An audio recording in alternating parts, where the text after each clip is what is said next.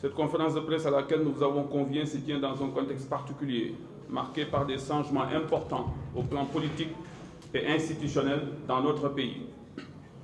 Elle se tient également dans un contexte marqué par des difficultés énormes au plan social, économique, budgétaire et financier, confirmées par le dernier rapport de la Cour des comptes sur la situation des finances publiques de notre pays.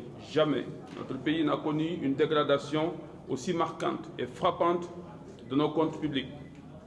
Le cadre macroéconomique s'est dégradé avec ses conséquences sur la vie quotidienne des Sénégalais. Le déficit se creuse et la dette a atteint des proportions inquiétantes et continue d'augmenter de façon vertigineuse. Les agents économiques traversent des situations difficiles. Si l'État central se dit contraint et fait face à des marges de manœuvre budgétaires, financières quasi inexistantes et une demande sociale prégnante et croissante, les ménages croulent sous le poids de la dette et vivent les conséquences d'une érosion continue de leur pouvoir d'achat, d'une flambée en continu des prix des denrées de première nécessité et du loyer, et vivent également dans un environnement où le taux de dépendance demeure très élevé.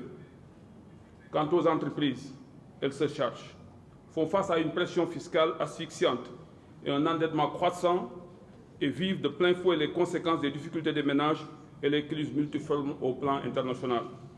Les grèves et les dépôts de préavis de grève des syndicats, notés actuellement, en disent long. Les travailleurs font l'objet de licenciements souvent abusifs par milliers et les hommes d'affaires qui étaient censés trouver des moyens pour relancer l'économie et créer de la richesse se trouvent pour quelques-uns d'entre eux en prison ou fait des va-et-vient au niveau des tribunaux. Dans ce contexte difficile, il s'agit de réfléchir et de se pencher sur des solutions. C'est pourquoi nous invitons le gouvernement à trouver des solutions pour arriver à bout des problèmes et de maintenir la stabilité de notre pays. Les Sénégalais sont fatigués et ont besoin de sérénité, de paix et de stabilité pour mener à bien leurs activités. Mesdames, Messieurs, nous sommes allés aux élections législatives de 2024 sous la bannière de la coalition Sopi Sénégal, avec une ambition de faire de la 15e législature la meilleure de toute l'histoire parlementaire du Sénégal. Nous remercions les Sénégalais et les Sénégalaises qui nous ont fait confiance et qui ont voté pour nous sur la base de notre programme. Nous avons bon espoir, en ce sens que les choses bougent dans le bon sens à l'Assemblée nationale, notamment sur le contrôle parlementaire et sur l'amélioration des conditions de travail des députés et de l'administration. Le passage du Premier ministre et son gouvernement, en application des dispositions de l'article 92 du règlement intérieur et par respect à un engagement pris sur la base de notre interpellation lors de la DPG, est l'expression la plus affirmée d'un changement qui s'opère à l'Assemblée nationale. Les commissions mises en place pour réformer le règlement intérieur, développer une méthodologie d'évaluation des politiques publiques et réformer le règlement administratif et financier sont l'expression d'une volonté partagée de faire évoluer l'Assemblée nationale dans l'accomplissement de ses missions constitutionnelles. Nous travaillons dans cette dynamique sous l'impulsion du président de l'Assemblée nationale avec qui nous avons eu des échanges féconds en notre qualité de député et coordonnateur des non-inscrits sur la question et conformément aux engagements que nous avons pris devant le peuple sénégalais. Nous osons espérer que ce travail entrepris connaîtra une issue qui aidera l'Assemblée nationale à se moderniser et à se hisser à la hauteur des attentes légitimes du peuple que nous représentons. Mesdames, Messieurs les journalistes, il y a quelques jours, la Cour des comptes a rendu public le rapport définitif de l'audit du rapport du gouvernement sur la situation des finances publiques du pays de 2019 à mars 2024. Ce rapport a suscité beaucoup de polémiques et a causé beaucoup de tort à notre pays, avec une dégradation de la qualité de sa signature, une dégradation de sa notation par Moody's et un discrédit aux yeux de l'opinion internationale. Ce rapport a consacré une remise en cause d'acquis importants, fruit d'un travail d'honnêtes Sénégalais, citoyens patriotes, au vrai sens du mot, qui avaient réussi, grâce à nos partenaires, à améliorer sensiblement notre système de gestion des finances publiques. Notre conviction est que cette situation pouvait être évitée, en ce sens que c'est un exercice normal voulu par le Code de transparence qui est une norme communautaire. Nous attendions mieux de la Cour des comptes et une autre posture du gouvernement. Le rapport, malgré son caractère incomplet, a démontré à la face du monde la dégradation de nos comptes publics, mais également la fragilité du système de gestion de nos finances publiques. Il a révélé la faiblesse et la fragilité des corps de contrôle du ministère des Finances, les faiblesses de notre système de gestion des finances publiques, le dérèglement de notre système bancaire et la faiblesse de la BCEAO et de son système de contrôle des établissements bancaires. C'est dramatique ce que nous avons vécu. Une équipe du ministère des Finances qui remet en cause la gestion du ministère des Finances et du Budget, La Cour des comptes qui remet en cause les capacités des techniciens du ministère, principalement de l'IGF, à mener un audit technique, mais qui remet en cause ses propres vérités et ses propres certitudes et qui peine à faire valider, à respecter et à appliquer ses recommandations. La Cour des comptes qui publie un rapport avec des insuffisances notoires. Ceux qui sont censés gérer nos finances publiques en tant que hauts fonctionnaires se retrouvent dans une situation où ceux qui étaient censés donner la bonne information se retrouvent à en demander. Les dysfonctionnements notés entre la direction de l'ordonnancement des dépenses publiques et la direction de la dette publique et entre la direction générale de la comptabilité publique et de la direction générale du budget sur la dette et sur les opérations comptables et de trésorerie sont inadmissibles. Aujourd'hui, il urge de cerner les causes des problèmes et d'y trouver des solutions rapidement afin de mettre fin à ce spectacle qui n'honore pas notre pays. Dans ce sens, il urge de faire face à plusieurs sources de dysfonctionnement si on s'intéresse aux liens de causalité. 1. Les tensions de trésorerie et les arriérés de paiement qui chamboulent la programmation budgétaire. La question des surfinancements et des rattachements de recettes qui dérèglent complètement la programmation aussi budgétaire. La question du déficit et du besoin de financement et le manque de sincérité budgétaire et de prévision économique. Les défaillances du système d'information au sein du ministère des Finances et la question d'un système intégré de gestion de la dette. Les faiblesses des organes d'audit et de contrôle interne de gestion d'inspection. On se retrouve aujourd'hui dans une situation où il faudra tout changer, et principalement les documents déjà produits et les données qui y sont affichées. Le rapport pose problème, en ce sens que la période choisie met en évidence deux logiques de gestion, celle axée sur la logique de moyens et celle axée sur les résultats. Lorsqu'on voit dans le fond du rapport, on constate des bizarreries et on fait face à beaucoup d'interrogations. La Cour a parlé de la dette globale, principalement bancaire, mais n'a pas fait le cumul des avoirs du Sénégal en termes de reste à recouvrer, de dépôt à terme, de disponibilité, dans les comptes bancaires, de reliquats sur le surfinancement et des montants importants affectés à des structures de l'État comme Petrosen et qui pourraient avoisiner 1500 milliards. Si ce montant est défalqué de la dette, les choses pourraient être moins dramatiques que cela. La Cour a fait une situation de référence à géométrie variable. Tantôt le document de référence est la loi de règlement, tantôt c'est le tableau des opérations financières de l'État, le TOF. Tantôt elle fait référence à la DDP, la direction de la dette publique, comme source d'information, tantôt c'est la direction de l'ordonnancement des dépenses publiques, DODP, ou les banques, tantôt où c'est le Trésor. Finalement, c'est selon le besoin et l'intérêt qui semblent s'y rattacher. La direction de l'ordonnancement des dépenses publiques, dont les données étaient qualifiées de peu fiables, sont par extraordinaire une source d'information. En ce qui concerne les données chiffrées, la Cour nous a montré que nous n'avons pas la vraie situation de notre pays. Les données bancaires, les données sur la dette, les données bancaires et les tirages ne sont pas exhaustives.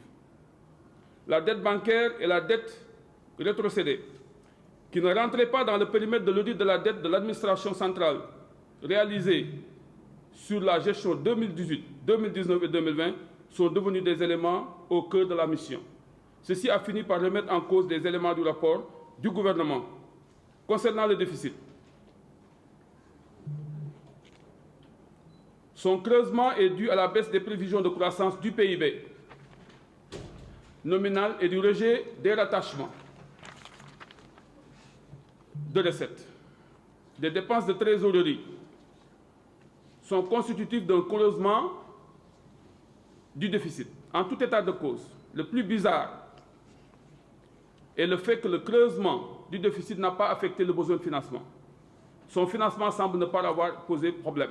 Concernant le surfinancement, si on regarde bien son histoire, l'étape la plus marquante a été l'année 2018, durant laquelle le Sénégal s'était endetté à hauteur de plus de 1000 milliards d'un seul coup. Ceci avait outré le FMI qui avait demandé un report de ce surfinancement-là sur l'année 2019. On voit que 300 milliards défalqués de cet emprunt en euros et en dollars à des taux variables ont été intégrés dans le besoin de financement de 2019. Depuis lors, le surfinancement semble devenir une pratique qui aide le gouvernement à faire face à des besoins de financement et aux tensions de trésorerie. La Cour devrait également informer que le reliquat sur les surfinancements de 123 milliards n'est toujours pas intégré dans le budget. Personne aujourd'hui ne peut dire où se trouvent les 123 milliards. À ce jour, seul le ministère des Finances et les autorités peuvent le dire. Concernant la dette, elle demeure élevée. Et on avait attiré l'attention des Sénégalais depuis très longtemps, et principalement en 2018. Le stock est important et les charges grèvent gravement les dépenses publiques sans effet multiplicateur réel. En définitive, ce que les Sénégalais doivent retenir de là est la manifestation de la justice divine. En effet, qui ne se rappelle pas les critiques assénées contre le président Wade et son régime au lendemain de la prise de pouvoir par Benno, notamment sur le déficit et la dette qui, jugée exorbitante à l'époque, ne dépassait pas pourtant 35% de notre PIB en 2011, avec seulement 2700 milliards en volume. Aujourd'hui, ceux qui étaient dans la critique facile et dans la diabolisation sont aujourd'hui sur le banc des accusés et de la pire des manières et sur les mêmes thématiques. L'histoire retiendra. Malgré les annonces et les discours, les mêmes pratiques semblent ne pas encore lâcher.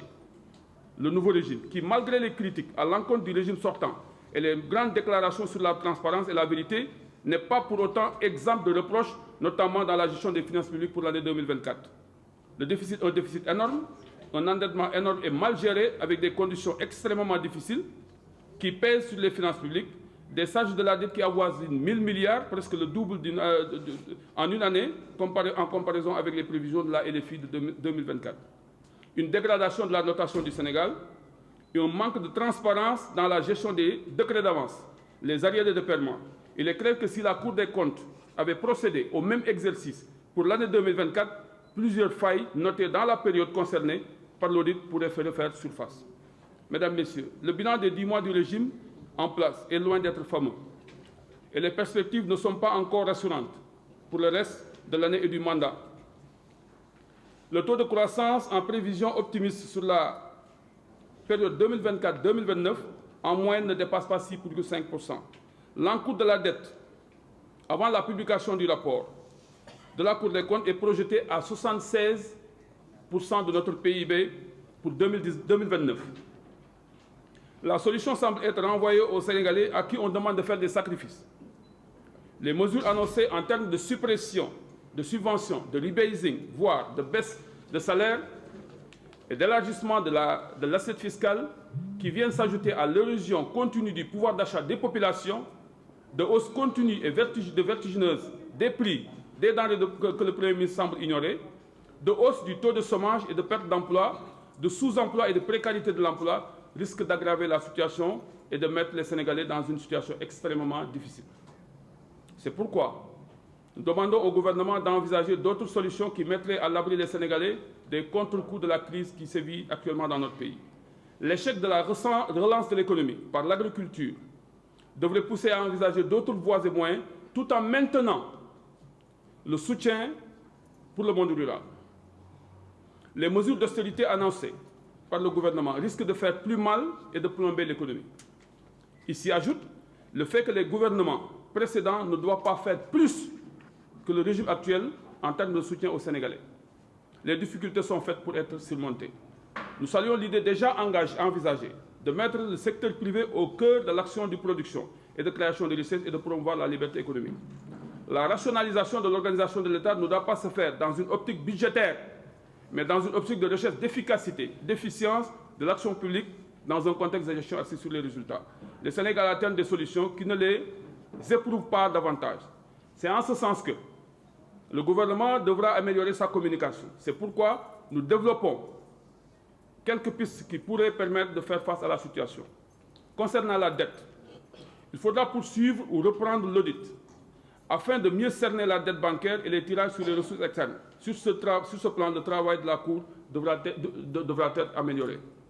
Il faudra titriser l'essentiel de la dette bancaire et l'intégrer dans le stock de la dette à long terme, dans le cadre d'une négociation sous l'arbitrage de la BCEAO.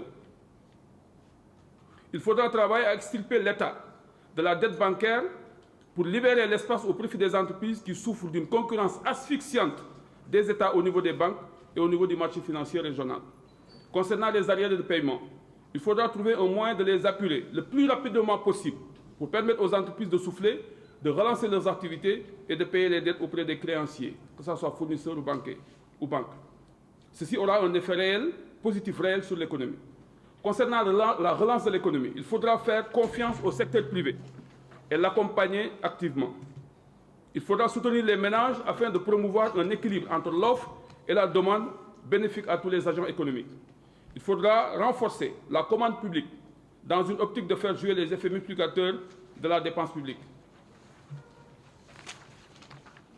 Il faudra également renforcer le FONGIP et le restructurer pour le destiner essentiellement à garantir les prêts des PME et PMI auprès des banques et institutions financières de crédit pour faciliter leur accès au financement et en volume et à des taux moins élevés. Il faudra également mettre en place un fonds de bonification auprès des institutions de microfinance et le doter de moyens conséquents pour augmenter le volume de financement et faire baisser les taux d'intérêt qui sont très élevés.